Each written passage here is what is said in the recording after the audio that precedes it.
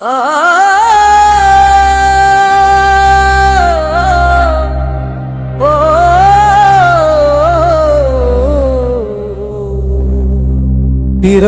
பூஜை செய்த தெய்வம்,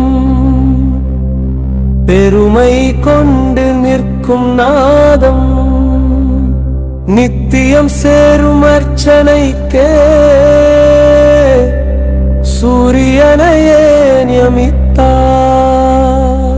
சூரிய குலராமபிரானும் அயோத்தியில் அரங்கம் கண்டும் அருளின் மூர்த்தி ரங்கநாதரை அன்போடு தினம் தினம் வழிபட்டார். பட்டாபிஷேக விழா நாளில் வந்த விபீஷணனுக்கே ராமபிரான் புதுமை செய்தார். பூஜித்த சிலையை அருளி தந்தார்.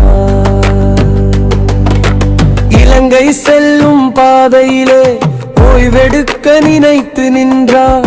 காவிரி கரையில் மாடுகள் மேய்க்கும் சிறுவனிடம் சிலை கொடுத்தான். கீழே வைக்காதே என்றும் சொன்னான். கீழே வைத்தான், தான் அறியாமல் கலங்கி வந்தான். விபீஷணன் சிலையை எடுத்திட முடியாமல்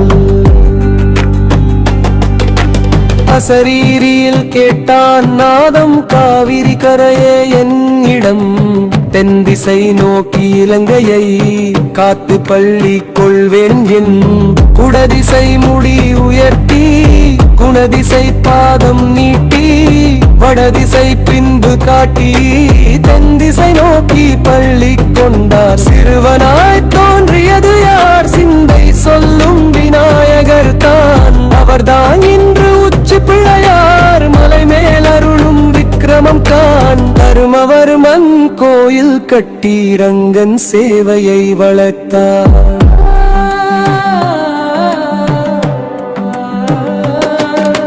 கால வெள்ளம் நிலம் மூடியதும் கோயில் மணலில் மறைந்ததா. கிள்ளி வளவன் பின்னும் வந்து மண்ணை உலுக்கி மீட்டு கொண்டு அருளரங்கன் ஆலயம் இன்று அழகோடு செழித்து நிற்கும்.